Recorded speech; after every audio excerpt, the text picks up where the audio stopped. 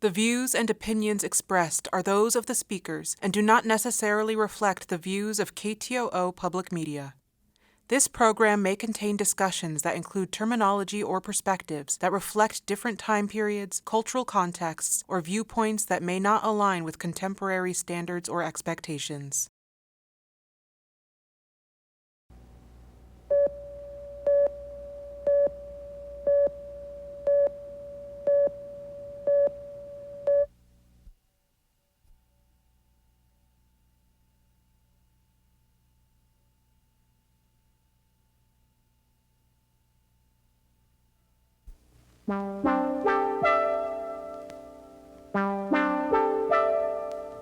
I like the thrill of it, is the main thing. Of when you go out, you never know what's going to happen. It's like getting in a card game every single day that you go fishing. Well, I was range 23B, which is $52,000 a year. And you gave all that up? Yeah, it's a question of freedom, whether someone wants freedom or not. It's a narrow gauge railroad, and there's a tram car on there that rides in that track that you load your boat on and push it.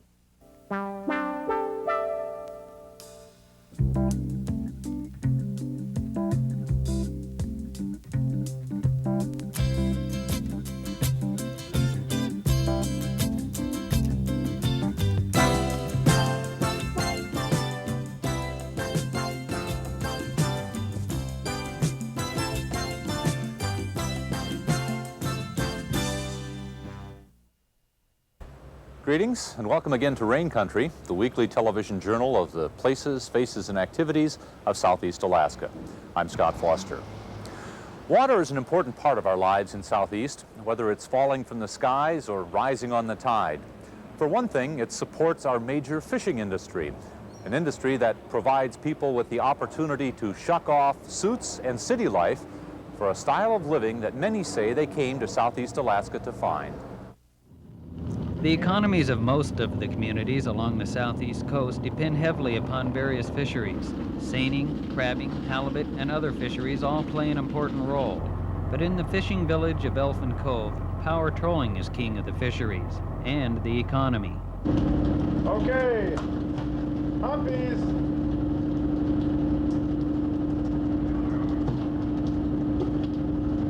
For 196 pounds. 70 for 196. Hundreds of thousands of pounds of salmon are unloaded at the cove each season.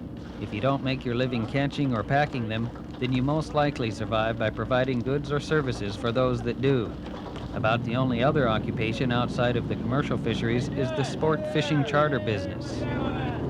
Joe Craig moved to Elfin Cove in the early 70s. His choice of occupations was limited.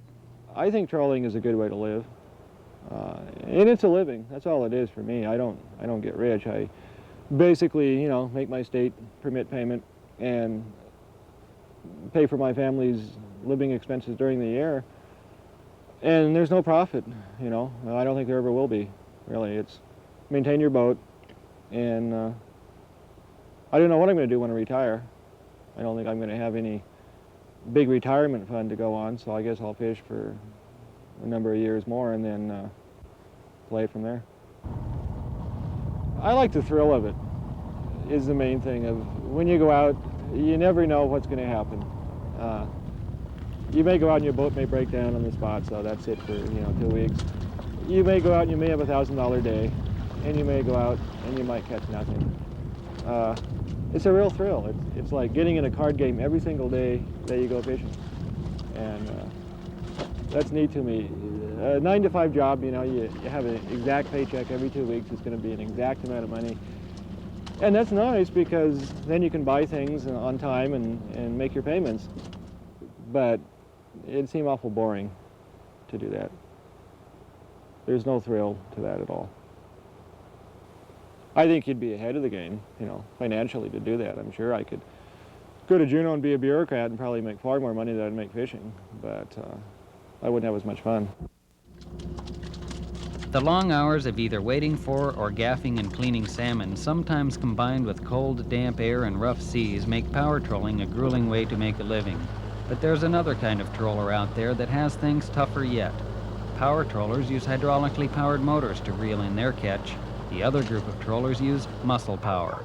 These are the hand trollers. This right here is known as a carpal tunnel syndrome scar. There are a lot of problems for hand trollers. Bad tendinitis, elbows, wrists, bursitis in shoulders, besides the normal fishing problems with hooks in your hand and general pain and cold. But I had to have an operation on my hand this last winter because my tendons, the tendons in my hand, had inflamed so badly over the years. Deborah Page is one of a small minority of women in the southeast fisheries that operate their own boat. She started fishing in 1974 as a deckhand. Then in 1977 she began hand trolling on her own.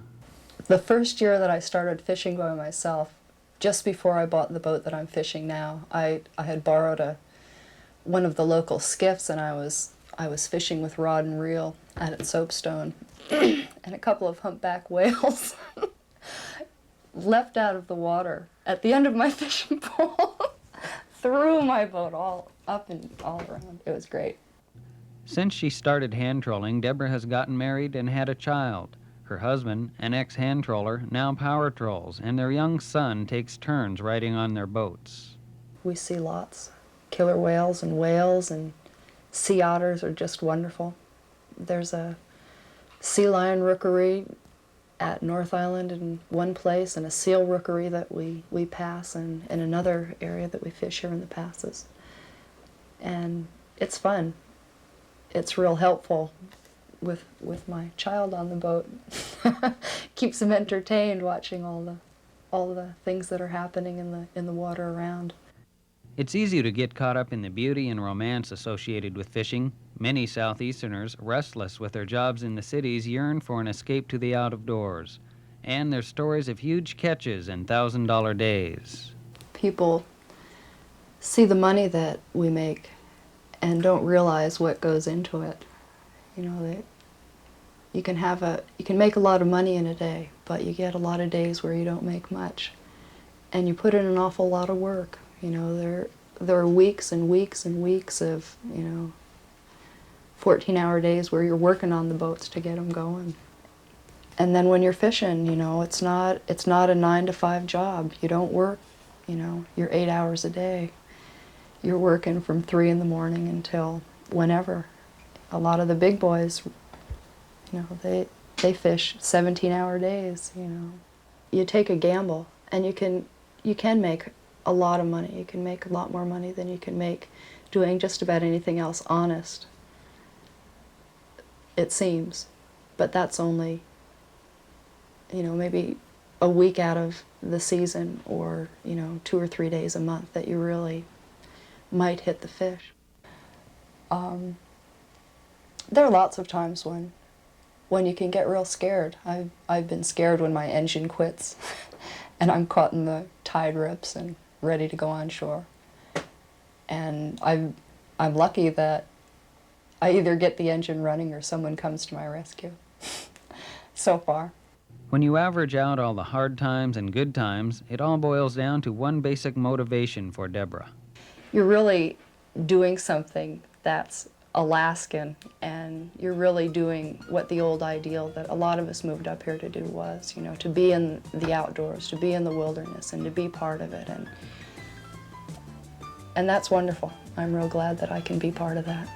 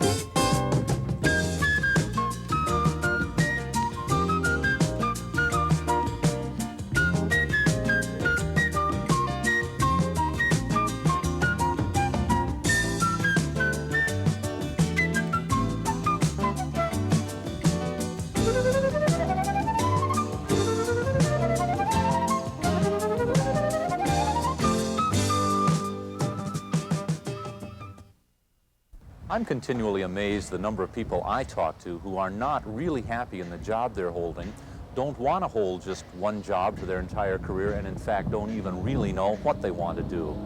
The fact is, many people get locked into one job and are unable to follow their dreams.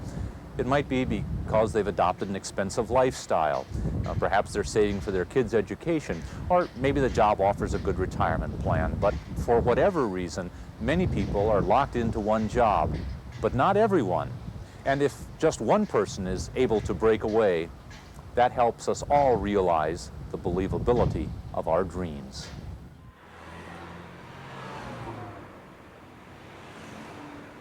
Rush hour. It's not the typical big city deal in Southeast, but we do have the American symbol of suburban life. Twice a day in Juneau, for example, the freeway is clogged. Mostly it's 3,495 state employees driving to and from work.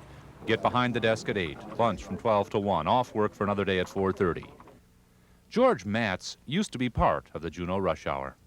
Well, I was range 23B, which is $52,000 a year. And you gave all that up? Yeah. The job George Matz gave up was special assistant to the Commissioner of Commerce. Before that, he'd worked as a state budget analyst, director of the Fairbanks Environmental Center, and sold scientific instruments out of Boston. He also has a bachelor's and master's degree. Do people say, George, you're crazy giving up $52,000 a year and just taking time off? Only one person said that. What did other people say? And they were envious, I think. George has noticed some physical changes in himself since giving up his high-paying state job. Physically, I feel healthier. I've lost weight. I have not done any diets or anything. It's just being exposed to the outdoors. You burn up more energy just because of the cold and everything, and just the physical exercise. So I just feel healthier about life. There were other changes George noticed. He stopped going to the local health club. I don't have the time, Why don't you have the time? You don't have anything to do, George. I know. Well, it's kind of incredible that, now that I don't have anything to do, so to speak, my life is really more packed with things. I'm busy longer periods of time. I get up early, in fact, even earlier than before, and I'm busier later. You've given up a high-paying state job. You have no guarantees that you would be hired back. Maybe, probably wouldn't. Mm-hmm. You interrupt whatever retirement programs that you might have been on with the state, and presumably have no outlook for the future on employment. What are you going to do? Well, I'm going to continue doing for a few months what I am now, and then I think I don't see this as a permanent thing, but look for some type of employment that I would like to get involved in. So, with few concerns and great anticipation, George Matz handed in his letter of resignation, bought a kayak, and began working on his plans for this sabbatical. The things I'm looking into in terms of my sabbatical, you might say, is more natural history, just the fauna and the flora and the geology and the weather and the climate and everything of what makes Southeast Alaska what it is. So I thought, in line with this, what I'd like to do is write a book about the experiences. Although he already had a sailboat and a canoe, George chose a kayak as the means of transportation to get experiences for his book. And I think the kayak is more intimate with both the ocean and the land, and you have a better chance of just observing the wildlife, which is and also a better feel for the environment around you, the weather and everything else. If you're in a power boat, you don't have to pay as much attention to the tides or anything else, or any motorized vehicle. The motor can overcome the natural elements, and I wanted to be more in tune with the natural elements and understand how they work. And so, I think the kayak is the ideal craft for that type of thing. This Nauterade kayak is 16 feet long, weighs 75 pounds, and carries enough gear for a 2-week trip. George paddles 10 to 20 miles a day on his trips, depending on scenery and interesting coves along the way he likes to poke into. In his first 6 months without work, George was out and about almost more than he was home. Since last spring and summer, about 1 out of 3 days I probably spent camping out. George's kayaking goal was to gather enough experiences to write about the seasons in Southeast. To do that, he paddled hundreds of miles, took notes, photos, observed, and drew conclusions. While fellow workers drove back and forth on the freeway, George kayaked Southeast waters, and he shared some of his seasons of solitude impressions. I've seen scenery like I've never seen before. I've seen it under all kinds of weather, which is really gives you an appreciation for what it is, and not just the nice, clear days like today. But there's a lot of beauty in the misty, rainy conditions too, and that's all part of this climate. Plus, I've seen lots of wildlife. I've seen lots of bears this year, and lots of deer, and so, and, you know, one thing that's impressed me is how much wildlife there is once you get about a day or two outside of Juneau. It really is a lot, but I think, you know, right around Juneau there's so much activity and everything that just for weekend trips you don't get a chance to see as much of it. If I've kept a checklist of birds, I've close to 100 species I've seen this year. One thing I learned in going to misty fjords, I was interested in the geology there, because there's all these steep fjords, but the mountaintops are very rounded, unlike the mountains around here, which are pretty sharp. And I did some checking into that, and it turns out, I guess, back in the Ice Age, that whole area was totally underneath ice, and the mountaintops got rounded off by the large ice pack that existed. But the mountains that are around here poked up through the ice, so they're not as rounded, and they're more sculptured. There's more than one season in Southeast. You know, there's a lot of difference between a rainy day in April and a rainy day in October. At the end of each day of kayaking, George would record observations and impressions in his journal, but he found it's easier having interesting experiences than interesting a publisher in a book proposal. The response I've been getting is that the writing doesn't seem to be bad. It's just that the marketability of a book like that is difficult. So I'm rethinking this, and maybe what I need to do is develop more of a style, and maybe think about shorter articles first, and develop a reputation that way from it, and then try to put this together. And I can see a book on the seasons is taking not a year, but maybe a couple years, and then maybe a compilation of trips and effort. So, even if the book on seasons in Southeast never materializes, George Matz has no regrets about leaving the high-paying state job and taking his self-styled sabbatical. He planned for the time off, saved some money, lived moderately, and unlike too many of us who only dream of a life that might have been, had the courage to risk freedom, a choice, George says, anyone can make. Well, they just have to develop a lifestyle which allows some flexibility. If you're in a situation where all your payments require that you can't set aside any cash for a situation to take time off, you're never going to have the freedom. It's a question of freedom, whether someone wants freedom or not.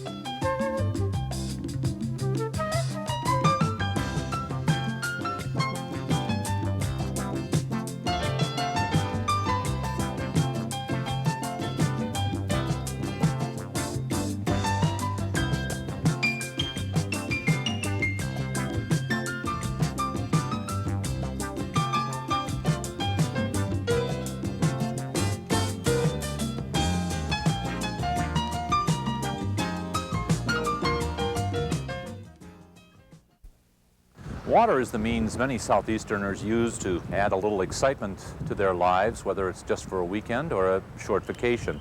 And Admiralty Island is the place many people go. Admiralty is the crown jewel of Southeast wilderness. The 900,000-acre national monument is known for its bears and abundant wildlife, but there are many spectacular bays and coves like Funter and Hawk on the northern end of the island, Mitchell Bay on the western shore, Pybus and Gambier on the southern shores. But the longest protected water is Seymore Canal. It begins at Point Hugh, just off Stevens Passage, and runs 40 miles up to its head near Oliver Inlet, separated only by this narrow expanse of land. And Seymore Canal is a place many boaters want to go. The problem for small boat owners from Juneau has been getting to Seymore Canal. Prior to 1956, it meant either a long trip down Stevens Passage just to reach the southern entrance to Seymore, or taking the shorter trip to Oliver Inlet and then somehow portaging the boat about a mile to reach the northern end of Seymore. So there wasn't any easy way to get across a muddy trail until... No, it wasn't. There was very few. They used to drag some of them old canoes and stuff like that across there. Just through the mud? Yeah, it was muddy, and it wasn't any pleasure trip, I'll tell you. The old trail was, well, if it dried up for a week or two, why, it wasn't too bad. It rained, and it was just like, the timbers was all just deteriorated and went down and out of sight in most places, and somebody'd lay a few more, and it kind of wandered around through the brush. It became readily apparent that with the increasing populations immediately after World War II, that then the large numbers of boats that were being brought into the picture, that we would have to do something to spread out this hunting and fishing pressure, and that was one of the reasons we did that. And of course the safety factor was a big factor, because it would make it afforded an opportunity for people to get over there with small boats that otherwise wouldn't get to go, because they just couldn't make it around Point Hugh. That's 80 miles. How long did it take you to build the tram then? Well, we've made it all in one day, practically. One day you laid all the ties? Clear across. And then all the tracks? Right. In one day? Yeah. How could you do it so fast? Well, we had a big crew, and we knew what we were going to do. The tram was built by the territorial sportsmen with help from the territorial government, the Forest Service, and the Fish and Wildlife Service. Its completion finally made Seymore Canal, with all its hunting, fishing, and scenic attractions, accessible to Juneau boaters. The land around the tram was selected by the state and in 1982 was designated a state marine park. Unfortunately, as time passed since its 1956 construction and use of the tram increased, the tram began to show some signs of wear. So, since 1982, it's been just barely usable. People have been able to use it, but it's been in real poor condition. People who stay in the cabin, the people who use it, have been concerned, and we received some comments, usually on the Forest Service comment card that they give, of people being concerned that it's not in very good shape, that it is dangerous to operate. This is the public cabin that's at the upper end of Seymore Canal across from Oliver Inlet, and this is the cabin you come to after you've gone across the tramway. This is also the logbook. There's some interesting reading in here. People talk about 14 sailboats tied up in or anchored in Oliver Inlet and other boats. Obviously the tram and this cabin and the hike across are used frequently. Not everyone has liked the hike in the past, however, although the tram was repaired a few years ago, and there are references here in the logbook, people saying, thanks a lot for all the people who helped repair the tram, because it's a lot better than it was. But there are more entries in this log of this type. As bad as the tram is, it was much better in 1971, it was still worth it. Even my wife agrees, even if her back is wrenched due to the monster's many derailments. And here's another entry in the log here at the cabin at Upper Seymore. Didn't know what we were doing wrong, but the damn tram refused to stay on its tracks except in the flat, dry areas. It was not light or easy to get back on the tracks, especially with the laughter. That criticized tram is now gone. It's been replaced by the Alaska Army National Guard. They were selected as just one of 5 state units to take part in a test program to enhance training for Guard members that also provided specific benefits to local communities.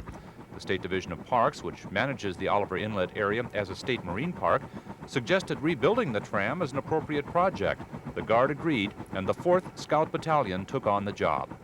Oliver's Inlet is a tramway that's used as a portage between Oliver's Inlet and the Seymore Canal for small boats, kayaks, canoes, and other types. And it's a narrow gauge railroad is basically what it is. And there's a tram car on there that, or maybe that's a bad explanation, not a tram car, but a small cart that rides in that track that you load your boat on and push it the 4/5 of a mile or the 4,000 feet across the tundra, I guess. And the muskeg is a better word. Some of it's really deep muskeg. And what we're doing, literally, is taking 100% of the old tramway out and replacing it. And we're upgrading the rail to a heavier gauge rail, which hopefully will give it a longer term. I guess in simplicity, we're doing 100% reconditioning of the project. The tram reconstruction project was under the supervision of the 4th Battalion Engineer Platoon, but included personnel from all over Southeast. They're leveling up the ties, getting them flush with the track, and they're trying to get the proper spacing on the ends and also between the ties, leveling them up, and then when they get their right dimensions, then what they do is they go ahead and start tacking them in. We've put all the same size rail. There was 5 different sizes of rail, which each time you have a different size of rail, you need a special joint to go in. We've got one size of rail, so it should be smooth sailing. We're going to correct a lot of the problems that 5 different sizes of rail caused. Also, we're going to be very careful in putting the joints together so that they hold out and there's no gaps in them, and smooth out some of these jagged curves. And you've got specially treated ties then too? Yes, they're specially treated, they're pressure treated. I don't know what kind of solution they inject into them, but they're supposed to last for a good many years. Any railroad needs maintenance on it, and I think that has been maybe one of the problems with the last edition of it when it was originally built. Every year the loose spikes need to be pounded, and that's what railroad companies do. You know, they look at their rail every year and they do a little bit of maintenance. I think with a little bit of maintenance, this thing should last a long time. We don't have any plans to do anything there, really. You have to have money to put in any kind of major improvements. So pretty much we're planning on operating the site as is, and hopefully to keep the tram maintained, and you know, if we do have a problem and something breaks down, we can get over there and fix it so that it won't, in the long run, be more expensive and harder to keep up.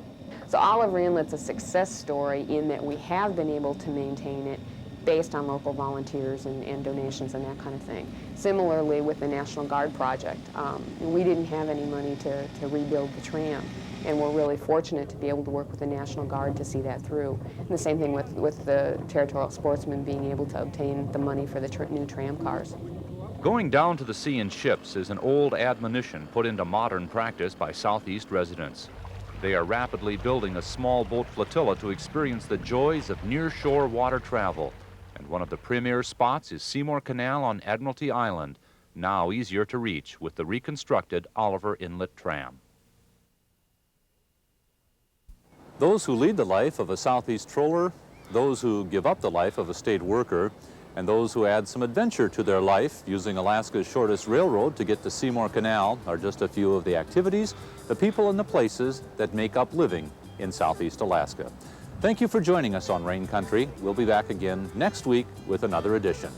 I'm Scott Foster. Have a good day.